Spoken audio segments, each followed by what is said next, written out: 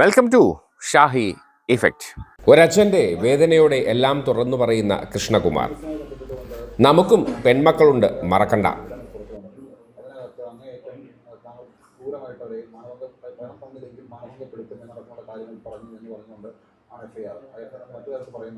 മോശം പന്ത്രയം ചീത്ത വിളിച്ചു നടക്കുന്ന കാര്യങ്ങൾ ആയപ്പോഴുണ്ട്. അങ്ങനെ ഒരു സംഭവം ഉണ്ടായിട്ടുണ്ട്.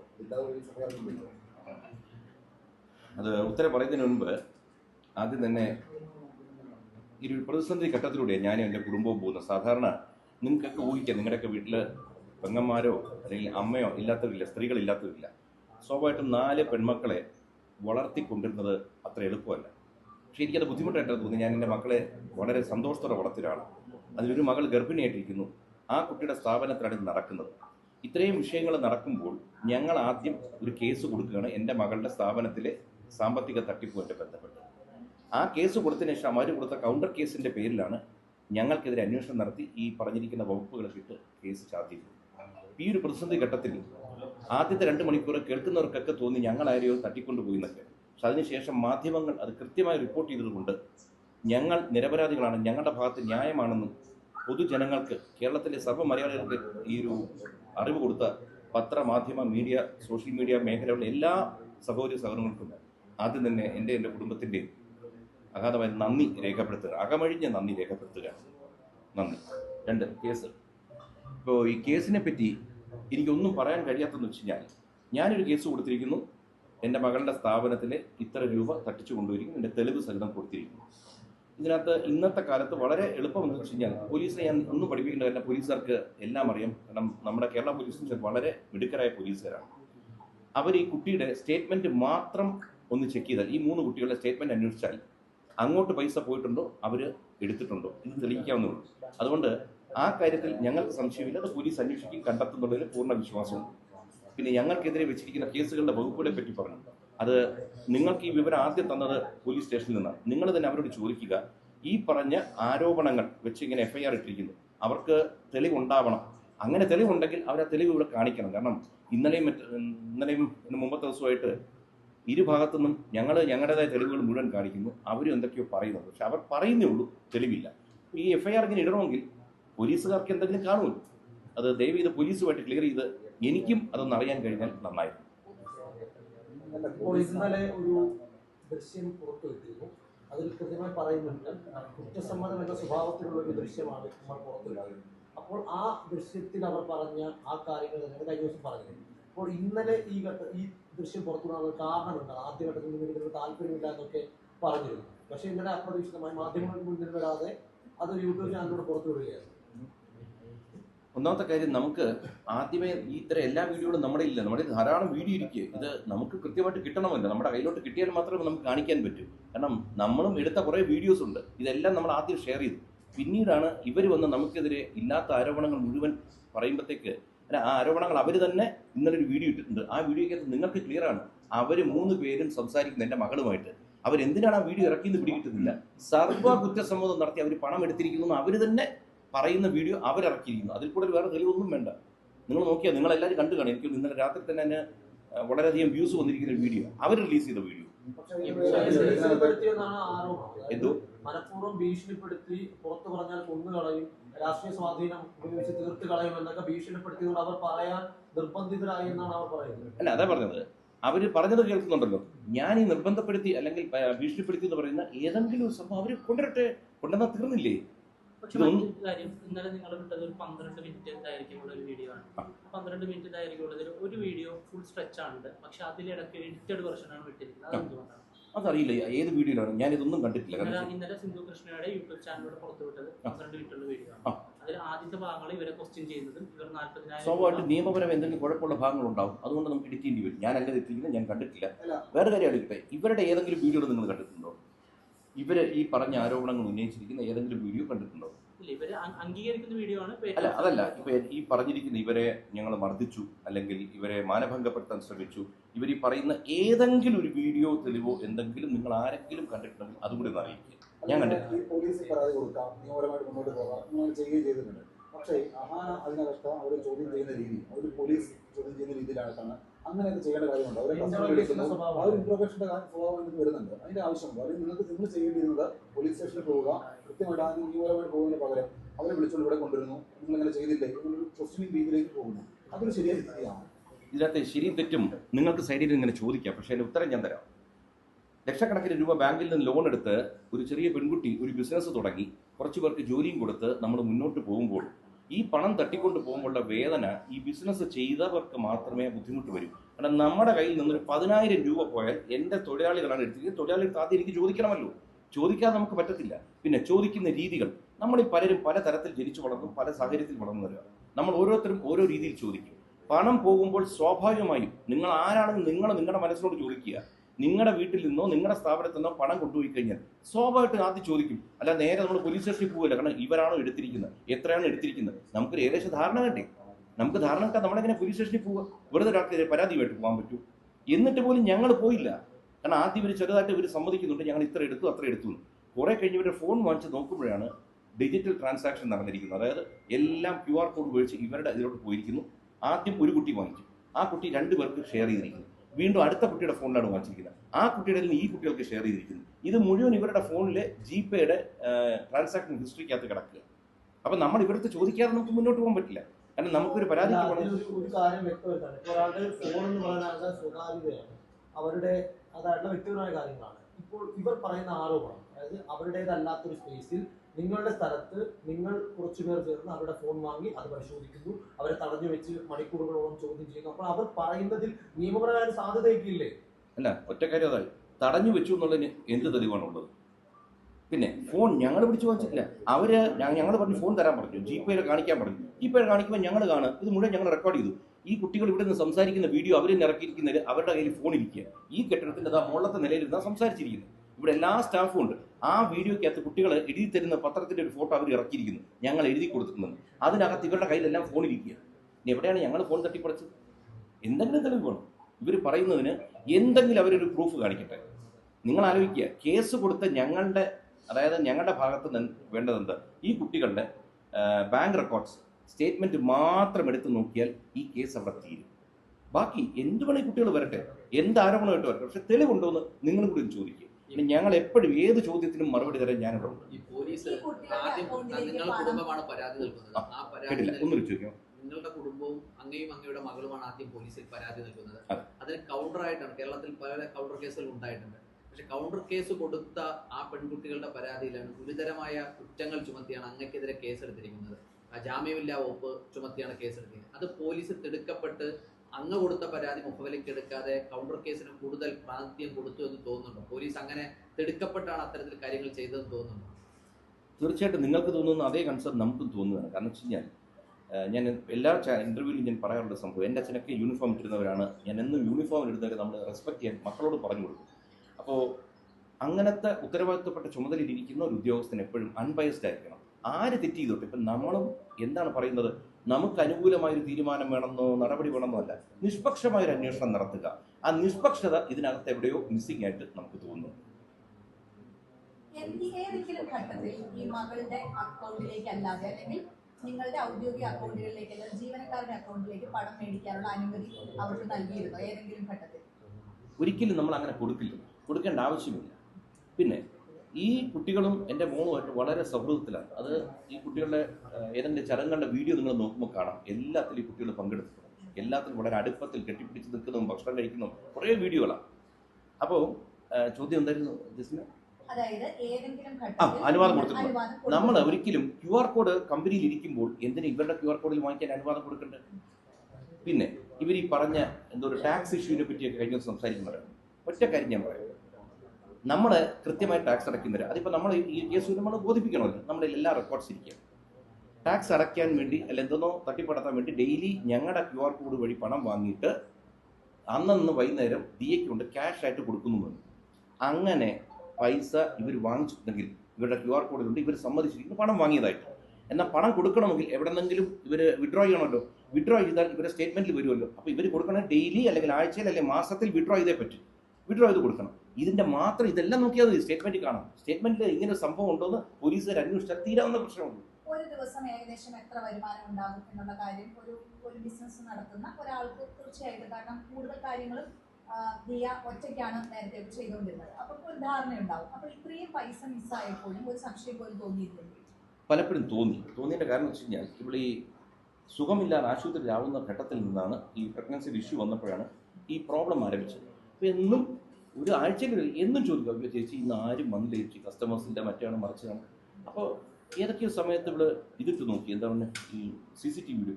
അപ്പോൾ കസ്റ്റമേഴ്സ് വന്നു പോയില്ല, ഇല്ല ചേച്ചി അവർ വാങ്ങിച്ചില്ല ചേച്ചി, ഇങ്ങനെ പറഞ്ഞു പൊക്കൊണ്ടിരുന്നു. അപ്പോൾ ഇവരുടെ ഓൺലൈൻ ബിസിനസ് നടന്നുകൊണ്ടിരിക്കുന്നുണ്ടും വരുമാനം വരുന്നത് കൊണ്ടും ഇതിനെ വലിയാതെ ശ്രദ്ധിക്കുന്നില്ല. പക്ഷേ ഇതിനകത്ത് വലിയൊരു പിടിപ്പുകേട് വെച്ചാൽ ഇനി ആരെന്ത് സംരംഭം തുടങ്ങിയാൽ ഒരു കാര്യം മനസ്സിലാക്കുക, കടയിൽ നമ്മൾ എല്ലാ ദിവസവും ഉണ്ടായിരിക്കണം, എല്ലാ ദിവസവും കണക്കുകൾ പരിശോധിച്ചിരിക്കണം. പിന്നെ ഇതൊക്കെയാണെങ്കിലും ഒരു പരിധി കഴിഞ്ഞാൽ ഇത് ഈ വിഷയം നടന്നപ്പോഴാണ് വലിയ വലിയ സ്ഥാപനങ്ങളിലെ പലരും വിളിച്ചിട്ടുണ്ട്, കൃഷ്ണന്മാരെ മക്കളെ പറഞ്ഞിട്ട് കാര്യമില്ല, എത്രയൊക്കെ നമ്മൾ നിരീക്ഷിച്ചാലും തട്ടിക്കേണ്ടവർ തട്ടിക്കും. അതങ്ങനെയാണ്. പണം പോയവർ ഇന്നലെ എത്രയോ പേരാണ് ഞങ്ങളെ ബന്ധപ്പെട്ടിരിക്കുന്നറിയോ, ഇതിന് ഇങ്ങനെ ചെയ്യണം, ഇത് ഈ നിയമം വഴിയാണ് പോകേണ്ടത്, ഇന്നതാണ് ഇന്നത്തെ വകുപ്പ്. കാരണം ഞങ്ങളെന്ന് വെച്ചാൽ വലിയ ബിസിനസ്സുകാരല്ല. ഞാൻ കച്ചവടം ചെയ്തിട്ടില്ല. എൻ്റെ മകൾ ലൈഫിൽ ആദ്യമായിട്ട് ഒരാൾ ബിസിനസ് തുടങ്ങുക. അവൾ ലോൺ എടുത്ത് ബിസിനസ് തുടങ്ങുന്നു. ഈ ബിസിനസ് തുടങ്ങി ആദ്യമെല്ലാം നിങ്ങൾ നോക്കുക എത്ര കൃത്യമായിട്ട് പോയി. ഈ കല്യാണം കഴിഞ്ഞ് ഗർഭിണിയായ ഈ സുഖമില്ലാത്ത സ്പേസിൽ മാത്രമാണ് നടക്കുന്നത്. അപ്പോൾ കൂടെ നിന്നവരെ പറ്റി നമ്മൾ എങ്ങനെ സംശയിക്കും? അവരടുത്ത് പറയുകയാണ് ആ കണക്ക് നോക്കണം, ഈ കണക്ക് നോക്കണം, എല്ലാം പറഞ്ഞ് ഇവർ ചെയ്യുകയാണ് എന്ന് നമ്മൾ വിശ്വസിച്ചു. പക്ഷെ പണം പോയി. ഈ മെയ് മാസത്തിൽ വളരെ വേരിയേഷൻ വന്ന ഓഡിറ്റർ പറഞ്ഞു ഇല്ല, ഇവിടെ സ്റ്റോക്ക് മിസ്സിംഗ് ആണ്, അതനുസരിച്ച് പണം വന്നിട്ടില്ല. അവിടെ നിന്നാണ് നമ്മൾ ചെക്ക് ചെയ്യാൻ തുടങ്ങുന്നതും ഇവരോട് ചോദിക്കുമ്പോഴാണ് ആദ്യം പറഞ്ഞ് കുറച്ച് പൈസ എടുത്തു, കുറച്ച് കഴിയുമ്പോൾ കണക്ക് വലുതായി. ഫോൺ വാങ്ങിച്ച് നോക്കിയപ്പോഴാണ് ഇതിനകത്ത് വ്യാപ്തി മനസ്സിലാക്കുന്നത്. അതിനുശേഷമാണ് ഈ ത്രട്ടനിങ് വന്നപ്പോൾ നമ്മൾ പരാതിക്ക് പോയി. അല്ലെങ്കിൽ ഞാൻ 4 പെമ്പിളരെ വളർത്തുന്ന ബുദ്ധിമുട്ട് തന്നെയാണ്. ആ വളർത്തിയ പോലെ ഇവരുടെ മാതാപിതാക്കളും ഇവരെ വളർത്താൻ ബുദ്ധിമുട്ടിക്കാണ്. അതുകൊണ്ടാണ് ഇവർക്കെതിരെ ഇവർ പറയുന്ന ചാറ്റുണ്ട്, ഞങ്ങളെപ്പറ്റി പുറത്ത് പറയരുത്, പുറത്ത് പറഞ്ഞ ആത്മഹത്യയല്ല, വേറെ മാർഗമില്ല. ആത്മഹത്യ എന്നൊരു വാക്ക് സ്ഥിരത്തിൽ പലയിടത്തും ഉപയോഗിച്ചിട്ടുണ്ട്. അത് കണ്ടിട്ടല്ല, എന്തായാലും നമ്മൾ എന്തെങ്കിലും ഒത്തുതീർപ്പാക്കി അവർ തരാൻ വരുന്നത് തരട്ടെ, അവിടെ വെച്ച് അവസാനിപ്പിക്കുക എന്ന് തീരുമാനം എടുത്തത് ഞാനാണ്. അതെ, ചിലപ്പോൾ എന്റെ പോരായ്മ ദൃശ്യത്തിൽ അല്ലെങ്കിൽ ഒരു ഫോട്ടോ പുറത്ത് വന്നതിന് ഒരു വെള്ള പേപ്പറിൽ എഴുതി ഒപ്പിടുന്നുണ്ട്. അന്നേ ദിവസം തന്നെയാണ് 8,83,000 രൂപ നിങ്ങൾക്ക് കൈമാറുന്നത്. ആ സംഭവം എന്താണ്? എങ്ങനെയാണ് ആ പണം അവർ തരാൻ തയ്യാറാകുന്നതും അതിന് അവർ പറഞ്ഞൊരു കാരണം അവരുടെ ദൃശ്യങ്ങൾ, CCTV ദൃശ്യങ്ങൾ, അവർ പണം വാങ്ങുന്ന ദൃശ്യങ്ങൾ അടക്കം പുറത്തു വിടുമെന്നും അവരെ അപമാനിക്കുമെന്നും യൂട്യൂബിൽ ട്രെൻഡിങ് ആക്കി നിർത്തുമെന്നും ഭീഷണിപ്പെടുത്തി അവരുടെ ഭാവി തുലയ്ക്കുമെന്ന ഭീഷണിയൊക്കെ കൊണ്ട് അവർ തരേണ്ടി വന്നതാണ്, നിർബന്ധിതരായതാണെന്നാണ് അവർ പറയുന്നത്. അപ്പോൾ ആ ഒരു സമയം എന്താണ് സംഭവിച്ചത്? ഈ പണം വാങ്ങുന്നതും ആ വെള്ള പേപ്പറിൽ എഴുതി ഒപ്പിടുന്നതും. അതായത് ഇവർ രാവിലെ വീട്ടിൽ വരുമ്പോഴത്തേക്ക് ഏകദേശം ഒരു 2-3 ലക്ഷം രൂപയായിട്ടാണ് ഇവർ വരുന്നത്. അതിനുശേഷം ഈ ഫോൺ വാങ്ങിച്ച് നോക്കുമ്പോഴാണ് ഇതിന്റെ വ്യാപ്തി പിടികിട്ടുന്നത്. അപ്പോൾ ഞങ്ങളുടെ സ്വാഭാവികമായിട്ട് അവിടെ ഒരു ആർക്കോൺ ബിൽഡേഴ്സിന്റെ ഓപ്പൺ ഏരിയയിൽ ഇരുന്നിരുന്നത്. അപ്പോൾ അവിടെ വെച്ച് എൻ്റെ മകളും ഭാര്യയും സംസാരിച്ചിരുന്നപ്പോഴാണ് ഈ വിഷയത്തിന്റെ ഡെപ്ത് പിടികിട്ടി എന്നെ വിളിച്ചു. അങ്ങനെ ഞങ്ങൾ അവിടെ വരുന്നു.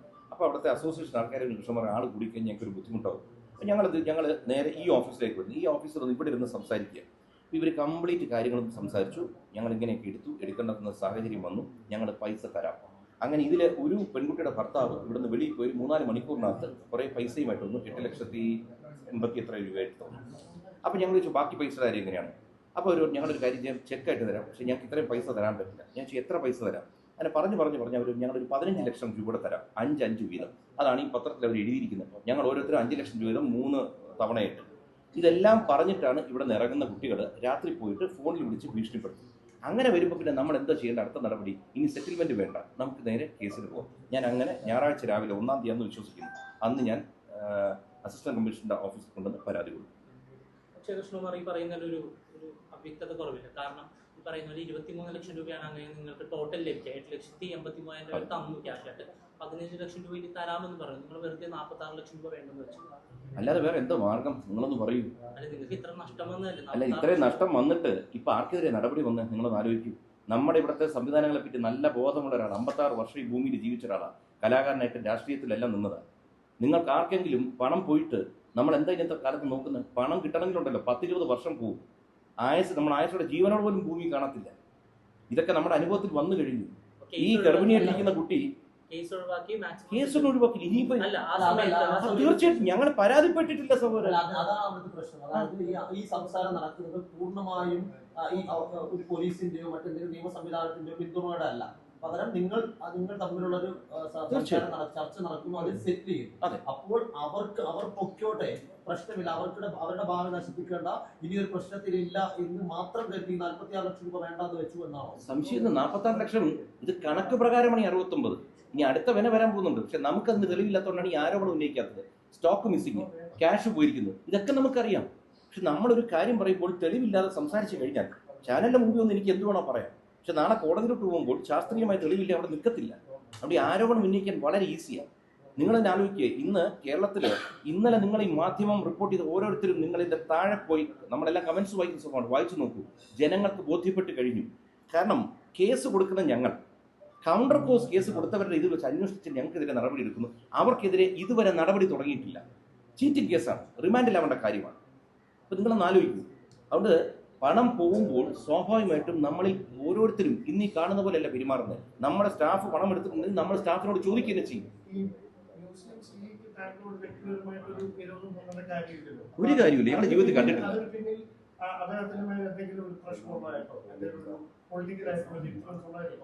ഞാനിപ്പോ അതിലോട്ടൊന്നും ചിന്തിക്കുന്നില്ല. കാരണം എന്നറിയോ, നമ്മൾ ഇന്നത്തെ ദിവസം നല്ലപോലെ പെരുമാറും. ഒരു പ്രശ്നം വന്നാൽ ചിലപ്പോൾ ഞാൻ ഇതുപോലെ ആയിരിക്കില്ല പെരുമാറുന്നത്. അതുകൊണ്ട് ഈ പോലീസിൽ എന്ന് പറഞ്ഞാൽ അവർക്കൊക്കെ ഡ്യൂട്ടി എന്ന് വെച്ചാൽ ഇന്ന സമയം കൃത്യതയൊന്നുമില്ല. അവർ രാത്രി ഉറങ്ങാത്തവരായിരിക്കാം, പകൽ എളുപ്പങ്ങൾ എണീറ്റ് വരുന്നവരായിരിക്കും. അതുകൊണ്ട് എനിക്കിനി ഒരിക്കലും ഈ പറഞ്ഞിട്ടുണ്ടെങ്കിൽ തന്നെ പോലീസ് സേനയ്ക്ക് ഒരിക്കലും ഞാൻ തിരിഞ്ഞു പറയാറില്ല. കാരണം അവരെതിരെ നമ്മൾ നിരന്തരം എന്തെങ്കിലും പറയാൻ തുടങ്ങിക്കഴിഞ്ഞാൽ നാളെ ഒരു കാലത്ത് ആ സേനയുടെ മനോവീര്യം തകർന്നു പോകും. അതുകൊണ്ട് ഞാൻ അതിലോട്ടൊന്നും കടക്കുന്നില്ല.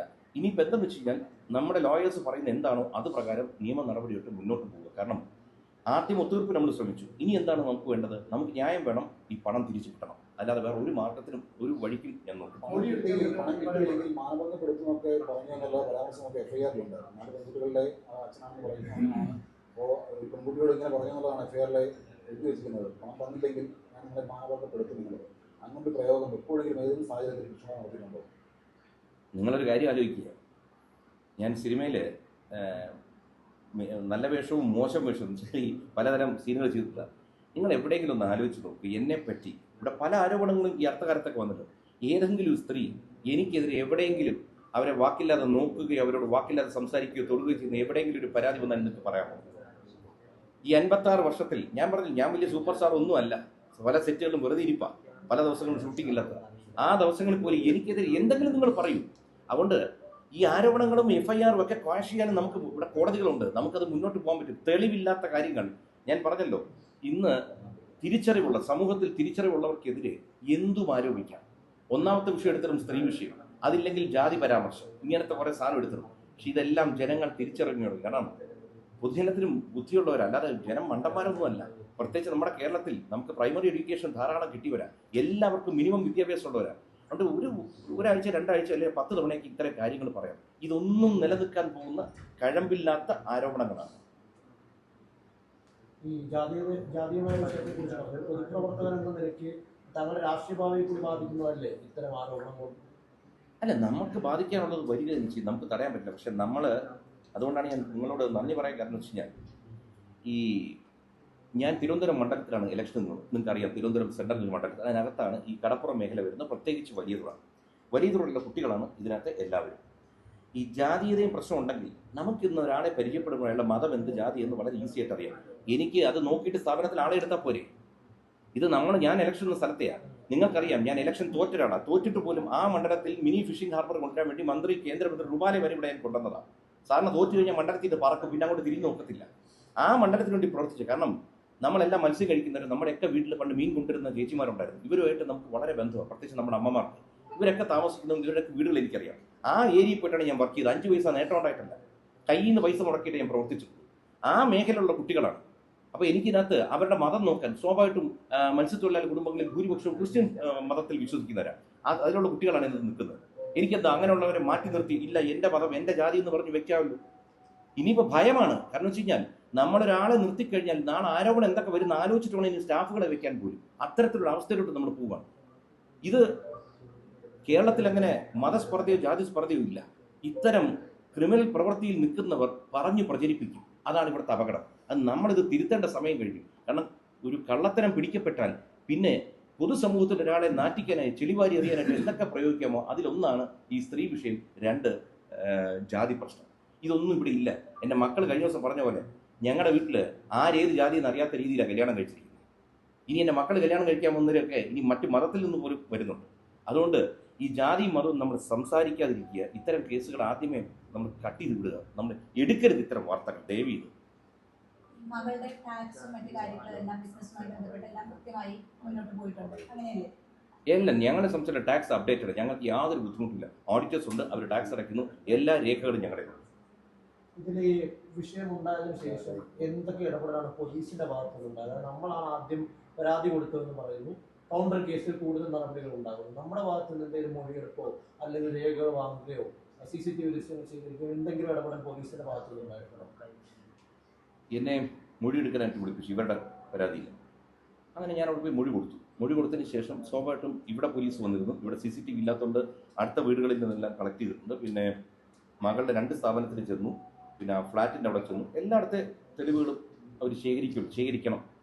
അതുകൊണ്ട് അതാണ് എനിക്കറിയാവുന്ന നടപടി വന്നിരിക്കുന്നത്. അതിന് ശേഷമാണ് ഇപ്പോൾ ഈ കേൾക്കാൻ കഴിഞ്ഞത്. ഇതുവരെ ഈ വകുപ്പുകൾ ഇട്ടതോ എനിക്കെതിരെ ഇങ്ങനെ നോൺ ബെയിലബിൾ വാറണ്ട് ഉണ്ടെന്നോ ഒന്നും ഞാൻ അറിഞ്ഞിട്ടില്ല. ഇന്നലെ ചാനലിൽ വന്നു. അതിന് ശേഷം നിങ്ങൾ വന്നപ്പോഴാണ് നിങ്ങൾക്ക് ഈ വാർത്ത കിട്ടിയത്. അങ്ങനെയാണ് ഞാൻ അറിയുന്നത് പോലും. എനിക്ക് ഇവരുടെ FIRന്റെ ഡീറ്റെയിൽ എന്താണെന്ന് ഇതുവരെ നമ്മളൊന്നും കണ്ടില്ല. നിങ്ങൾക്ക് തന്നെ അറിയാമല്ലോ, സ്വാഭാവികമായിട്ടും ഞാൻ ഇതേ രംഗത്തുനിന്ന് വന്ന ഒരാളാണ്. അതുകൊണ്ട് എനിക്കറിയാം. നിങ്ങൾക്ക് ഇതിനേക്കാൾ കൂടുതൽ വാർത്തകൾ അറിയാൻ പറ്റും ഞാൻ അറിയുന്നതിനേക്കാൾ. നിങ്ങൾ തന്നെ പറയുക, എന്താണ് അവർക്കെതിരെ ഇതുവരെ നടപടി വല്ലതും തുടങ്ങിയിട്ടുണ്ടോ? ഉണ്ടെങ്കിൽ എന്തായെന്ന് നിങ്ങൾ തന്നെ റിപ്പോർട്ട് ചെയ്യണം. മാനസികമായിട്ടുള്ള പ്രയാസങ്ങളുണ്ടെന്നാണ് പറയുന്നത്. അല്ല, മാനസികമായിട്ട് പ്രയാസം വന്നാലും നമ്മുടെ മക്കളല്ല, നമ്മുടെ കുടുംബത്തിനെതിരെ ഇങ്ങനൊരു വരുമ്പോഴത്തേക്ക് എവിടെയും മാറി നിന്നിട്ടോ ഒളിച്ചോടിയിട്ടോ കാര്യമില്ല. നമ്മൾ അവരുടെ കൂടെ നിന്നില്ലെങ്കിൽ ഈ വിശ്വാസം തകർന്നു. പിന്നെ ഞാൻ വീണ്ടും പറയുകയാണ്, ഇപ്പോൾ ഇതിനകത്ത് തന്നെ ഈ ഭീഷണിപ്പെടുത്തി, എന്താണ് ഭീഷണിപ്പെടുത്തിയെന്ന് പലരും ചോദിക്കുന്നു.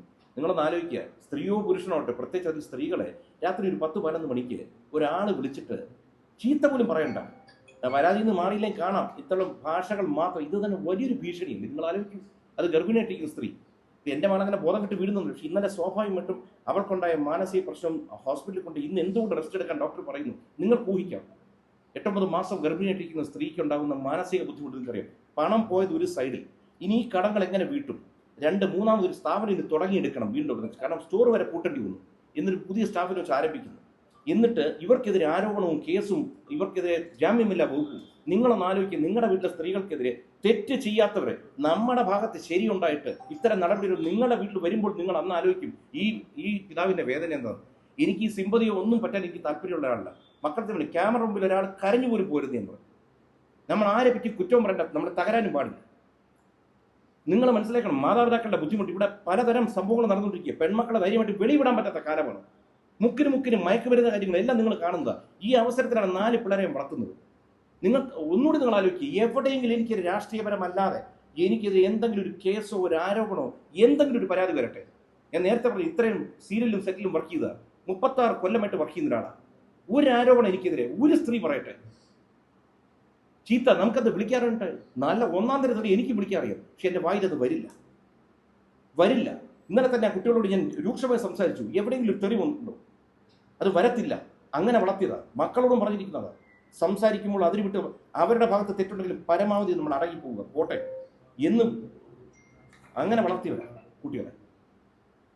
ഇതേ ആരോപണം, അതായത് രാത്രിയിൽ വിളിച്ച് ഭീഷണിപ്പെടുത്തിയെന്ന ആരോപണം ഈ പെൺകുട്ടികൾ പറയുന്നു. അത് ദിയക്കെതിരെയുണ്ട്, ദിയയുടെ ഭർത്താവിനെതിരെയുണ്ട്, താങ്കൾക്കെതിരെയുണ്ട്. അതായത് 1 മണിക്കും 2 മണിക്കും വിളിച്ച് മുൻപ് ജോലി ചെയ്യുന്ന സമയത്ത് സ്റ്റോക്ക് എവിടെ എന്ന രീതിയിൽ സമ്മർദ്ദം ചെലുത്തിയിരുന്നു.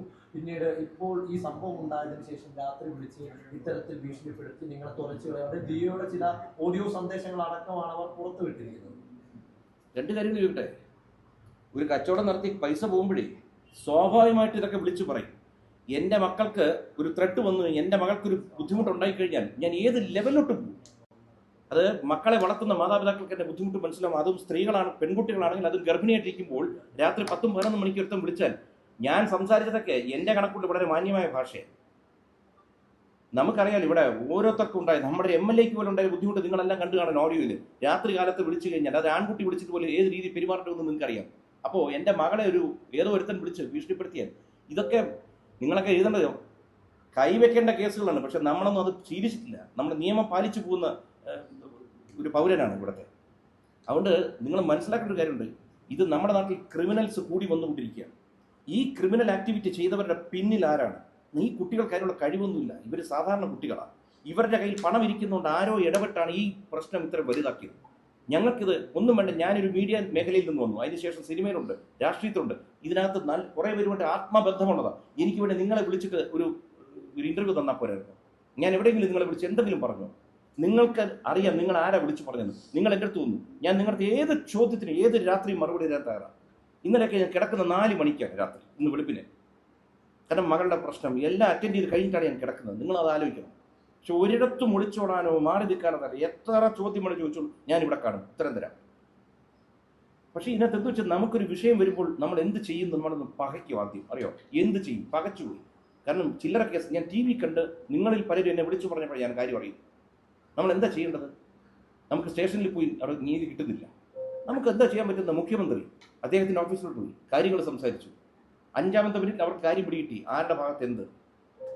അതുകൊണ്ട് നിങ്ങൾ ആലോചിക്കുക. അല്ലെങ്കിൽ ഇന്നലെ എന്നെ തൂക്കിക്കൊണ്ട് പോകണ്ടല്ലേ? ഇട്ടിരിക്കുന്ന വകുപ്പെന്താ നോക്കി. എന്തെങ്കിലും തെളിവ് നിങ്ങൾക്ക് ആർക്കെങ്കിലും ഇതിനകത്ത് കിട്ടിയിട്ടുണ്ടോ? എന്നെ പറ്റി പറഞ്ഞിരിക്കുന്ന ആരോപണത്തിന്റെ എന്തെങ്കിലും ഡിജിറ്റൽ എവിഡൻസ് നിങ്ങൾ പറയൂ. ഇപ്പം ഞാൻ നിങ്ങളുടെ മുമ്പിൽ നിങ്ങൾ പറയൂ, എന്തെങ്കിലും എവിഡൻസ് നിങ്ങൾക്കുണ്ടോ? പറയൂ. നിങ്ങളത് പറയണം. നിങ്ങളൊക്കെ കൊച്ചു കുട്ടികളാണ് ഇതിനകത്ത്.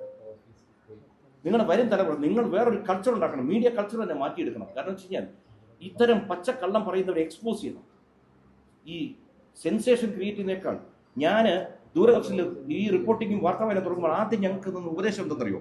നിങ്ങൾ ഒരാളെ ഇന്റർവ്യൂ ചെയ്യാൻ പോകുമ്പോൾ നിങ്ങൾ സംസാരിക്കരുത്, അവർ സംസാരിക്കും. നിങ്ങൾ കേൾവിക്കാരേക്ക് ബി എ ലിസ്ണർ. എന്നിട്ട് അവർ പറയാനുള്ള പറയുമ്പോൾ കേൾക്കുക. അതിനുശേഷം അവരുടെ മെസ്സേജ് ജനങ്ങളിൽ എത്തുക. ഇത് കഴിയുമ്പോൾ എന്താണ്? അദ്ദേഹം പറഞ്ഞ മെസ്സേജ് എത്തുന്നു. ദൂരദർശന് നല്ല പേരുണ്ടാക്കണം, ഒപ്പം നിങ്ങൾക്കൊരു ഉയർച്ച ഉണ്ടാവണം. ആ ഉയർച്ച ആ പാഠങ്ങളിൽ പഠിച്ചു വന്ന ഒരാളാണ്. അതുകൊണ്ട് ഒരിക്കലും അനാവശ്യമായ ഒരു ആരോപണം ഉന്നയിക്കാൻ താല്പര്യമില്ല. ഇപ്പൊ പോലും ഈ കുട്ടികളുടെ പേര് പോലും ഞാൻ അടുത്ത് പറയാറില്ല. പക്ഷെ നിവൃത്തിയില്ലാതെ വന്നപ്പോൾ, നിവൃത്തിയില്ലാത്തതുകൊണ്ട് ഭാര്യയും മക്കളും വീട്ടിൽ നിന്ന് ആലോചിക്കും എന്ത് ചെയ്യണം, ഈ വീഡിയോ റിലീസ് ചെയ്യണം, ഞാൻ റിലീസ് ചെയ്യും. അല്ലെങ്കിൽ നമ്മൾ കള്ളന്മാരായി പോകും. കാരണം ഇന്ന് അങ്ങനെയാണ്, മിണ്ടാതിരിക്കുന്നവൻ കള്ളനായി പോകുന്ന കാലമാണ്. ഇപ്പോൾ കഴിഞ്ഞ കുറച്ച് മാസങ്ങൾക്ക് മുമ്പ് ദിയ ഒരു സാമ്പത്തിക തട്ടിപ്പിന് താൻ ഇരയായി എന്നൊരു ഇൻസ്റ്റാഗ്രാം പോസ്റ്റ് ഇട്ടത്. അത് ഈ സംഭവം തന്നെയാണ്. സ്ഥാപനവുമായി ബന്ധപ്പെട്ട് ഏതുമായിട്ടാണ് ഇത്തരത്തിൽ താൻ നടത്തുന്ന ഒരു സ്ഥാപനത്തിൽ ഇത്തരത്തിൽ ജീവനക്കാർ തട്ടിപ്പ് നടത്തിയെന്ന് സൂചിപ്പിക്കുന്ന ഒരു ഇൻസ്റ്റാഗ്രാം പോസ്റ്റോ സ്റ്റോറിയോ. ഇത് രസം എന്തറിയോ? ഈ കുട്ടികളെ ഇതിന് മുമ്പ് 2-3 തവണ സാമ്പത്തിക വിഷയം ഉണ്ടായതാണ്. അപ്പോൾ ആദ്യം ഞാൻ പറഞ്ഞു, 1-2 തവണ പോട്ടെ, ചിലപ്പോൾ സാമ്പത്തികം കുറവ്. കാരണം 10-15,000 രൂപ സാലറി ഉള്ള കുട്ടികളാണ്, ചെറിയ കുട്ടികളാണ്. അപ്പം ഞാൻ വെച്ച് പോട്ടെ. പക്ഷേ 3-4 തവണ ഇപ്പം ഞാൻ പറഞ്ഞിരുന്നതാണ് ഈ ക്രിമിനൽ ആക്ടിവിറ്റി ഉള്ള കുട്ടികളെ വെക്കരുത്. അപ്പോഴേക്കുള്ളൂ എൻ്റെ പിള്ളേരാണ് അച്ഛാ, എൻ്റെ പിള്ളേരാണ്, എൻ്റെ കൂടെ എല്ലാ പരിപാടിക്കും വരുന്നവരാണ്, ഭയങ്കര സപ്പോർട്ടാണ് എന്ന് പറഞ്ഞ് നിർത്തിയതാണ്. അതായത് എല്ലാം നിങ്ങൾ നോക്ക്. ഇതൊന്നും ഞാൻ എന്തെങ്കിലും പറയുന്നതിലൊരു കള്ളം ഇന്നലെ പറഞ്ഞതല്ല, ഇന്ന് പറയുന്നത് നിങ്ങൾ കേട്ടു നോക്കൂ. ആരും പറഞ്ഞു പഠിപ്പിച്ചല്ല. ഇന്നലെ കുട്ടികൾ പറഞ്ഞ ഞാനത് ആദ്യമേ പറയുന്നുണ്ട്. ഇതിനകത്ത് എൻ്റെ മകളുടെ ഭാഗത്ത് നിന്ന് ശ്രദ്ധക്കുറവ് ഉണ്ടായിട്ടുണ്ടെന്നുള്ളത് യാതൊരു സംശയവുമില്ല. അതുകൊണ്ട് ഞാൻ പറയുന്നത്, ഇനി ബിസിനസ് തുടങ്ങുന്നവർ രാവിലെ തൊട്ട് വൈകുന്നേരം വരെ സകല കണ്ണും അവിടെ വെച്ചിരുന്നോണം. എല്ലാ നൂക്കൻ കോർണറിൽ കണ്ണുകൾ പോയിരിക്കണം. ഇന്ന് വളരെ നമ്മൾ ഈ ഇന്നത്തെ കുട്ടികൾക്കൊരിതുണ്ട്, അവരുടെ വിചാരം ഈ ഓൺലൈനിലെല്ലാം കറക്റ്റ് ആയിക്കോളുന്നൊരു തോന്നലുണ്ട്. ആ ഓൺലൈൻ അവർ തയ്ച്ചു ഇല്ല. ട്രഡീഷണൽ രീതിയിൽ നിങ്ങളെ ലെഡ്ജർ ഓരോ ഇതിനും വൗച്ചർ വെച്ച് എല്ലാത്തിനും കണക്കുണ്ടായിരിക്കണം. ഇല്ലെങ്കിൽ ഇത്തരം തട്ടിപ്പുകൾ നടക്കും. കാരണം തട്ടിപ്പിന്റെ രീതികൾ മാറിക്കൊണ്ടിരിക്കുകയാണ്. താങ്കൾ നേരത്തെ പറഞ്ഞു ഈ വീഡിയോ ദൃശ്യം മുഴുവൻ കണ്ടിട്ടില്ല, അത് മൊത്തം കാണാൻ പറ്റിയില്ല എന്നാണ് പറഞ്ഞു. ഇപ്പോൾ അത് പറഞ്ഞു നിവൃത്തിയില്ലാതെ വന്നപ്പോഴാണ് ആ വീഡിയോ പുറത്തു വിടാൻ പറഞ്ഞത്. താങ്കൾക്കറിയാം ഇങ്ങനെ ദൃശ്യം നമ്മളിലുണ്ട്, അതെല്ലാം താങ്കൾ കണ്ടിട്ട് അവസാനമാണല്ലോ ഇത് പറയുന്നത്. പറഞ്ഞത് വീഡിയോ കണ്ടില്ല എന്നാണ് പറഞ്ഞത്. വീഡിയോ മുഴുവനായിട്ട് കണ്ടിട്ടില്ല, ഇപ്പോഴും കണ്ടിട്ടില്ല. കാരണം ഇപ്പൊ മോൾ ഇന്നലെ രാത്രി ഒരു 50 മിനിറ്റ് വ്ളോഗ് ഇട്ട് കാണണം. എനിക്ക് കാണാനുള്ള ടൈമില്ല, കാണാൻ പറ്റിയില്ല. കാരണം കിടന്നുറങ്ങണം മനുഷ്യൻ. നമുക്ക് വീഡിയോ തന്നെ ഇപ്പൊ തന്നെ ഭാര്യ എൻ്റെ അടുത്ത് ചോദിച്ചു, ഇങ്ങനെ ഒരു വീഡിയോ ഉണ്ട്, ഇടട്ടെ. ഞാൻ ഉണ്ട്. കാരണം ഇനി നമ്മളൊന്നും നോക്കേണ്ട കാര്യമില്ല. കാരണം നമ്മളെ എക്സ്പോസ് ചെയ്ത് നമ്മളെ ഇങ്ങനെ ഒരു കുഴപ്പക്കാരനാണെന്ന് പറഞ്ഞ് പച്ചയ്ക്ക് പറയുമ്പോൾ നമ്മുടെ ഭാഗത്തെ ന്യായം കാണിക്കാൻ എന്തൊക്കെ തെളിവുണ്ട് അത് മുഴുവൻ എടുത്തത്. വേറെ നിവൃത്തിയില്ലാത്തതുകൊണ്ട് ഞാൻ ഇതൊക്കെ അന്ന് ഞങ്ങളിവിടെ റെക്കോർഡ് ചെയ്ത ദിവസം ഞങ്ങൾക്ക് എടുത്തിട്ടുകൂടി. പ്രശ്നം തീർന്നില്ല. കേസിനെ കുറച്ചുകൂടി ബലപ്പിച്ചുകൂടി. നിങ്ങളൊന്ന് ആലോചിച്ച് നോക്ക്. നമ്മുടെ ഈ വീഡിയോ എടുത്തതെന്നാ ഈ സംഭവം നടന്ന ദിവസമാണ്. ഇതെല്ലാം കഴിഞ്ഞ് നിങ്ങളുടെ അറിവിലേക്കായിട്ടൊരു കാര്യം പറയാം. പെൺകുട്ടികൾ ഇന്ന് പലതരത്തിലുള്ള ബുദ്ധിമുട്ട് അനുഭവിക്കും. പ്രത്യേകിച്ച് ഞങ്ങളുടെ 4 മക്കളും ഈ സോഷ്യൽ മീഡിയയിൽ നിൽക്കുന്നുണ്ട്. തിരിച്ചറിവുള്ള മുഖങ്ങളായുണ്ട്. ഞങ്ങളുടെ വീട്ടിലവിടെ പലപ്പോഴും നിങ്ങൾ കാണും, പിള്ളേർ വന്ന് വീട്ടിൽ ചാടി കയറിയ സംഭവം പലതും ഉണ്ടാവാറുണ്ട്.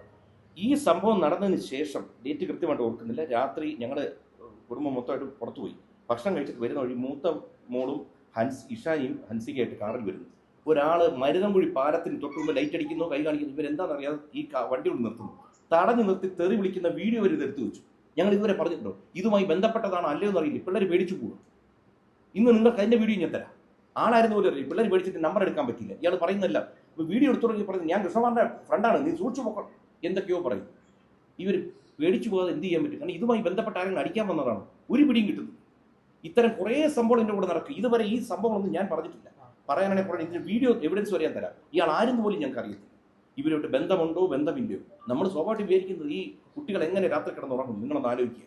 വീട്ടിൻ്റെ വെളിയിൽ ശബ്ദം കേട്ടാൽ ഉറങ്ങാൻ ബുദ്ധിമുട്ട് വരും. ഈ തന്തേ തള്ളയൊക്കെ ഇന്ന് ജീവിച്ചിരിക്കുന്നതുകൊണ്ട് നമുക്ക് സപ്പോർട്ട് ചെയ്യാൻ പറ്റും. നിങ്ങൾ ആലോചിക്കണം, ഈ തന്തേ തള്ളയെ ആരടുത്ത് നമ്മൾ ചെന്ന് നമ്മുടെ പരാതി പറയും, വേദന പറയും.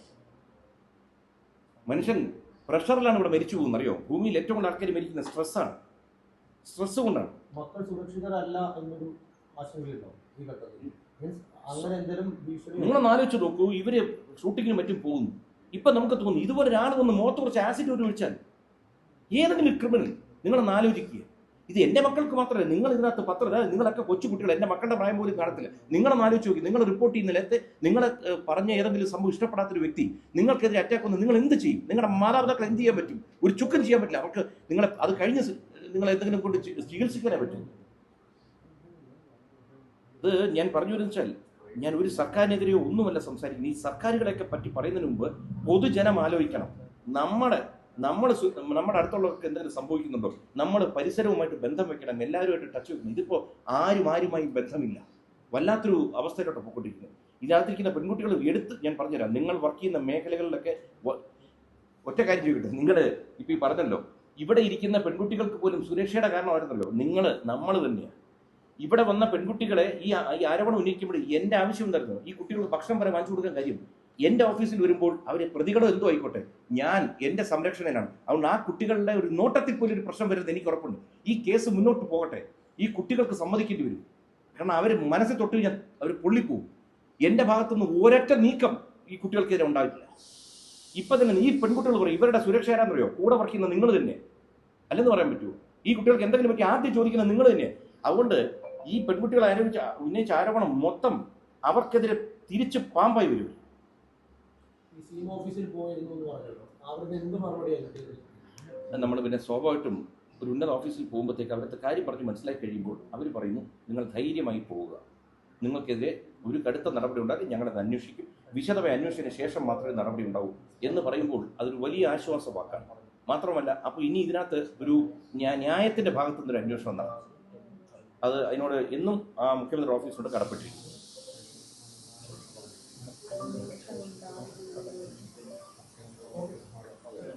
വളരെ സന്തോഷം. നന്ദി. Thank you. പെൺമക്കളെ സ്നേഹിക്കുന്ന എല്ലാ മാതാപിതാക്കളും നിങ്ങളോടൊപ്പമുണ്ട്. കൂടുതൽ വിശേഷങ്ങളുമായി വീണ്ടും കാണാം. അതുവരെ ഏവർക്കും നന്ദി, നമസ്കാരം.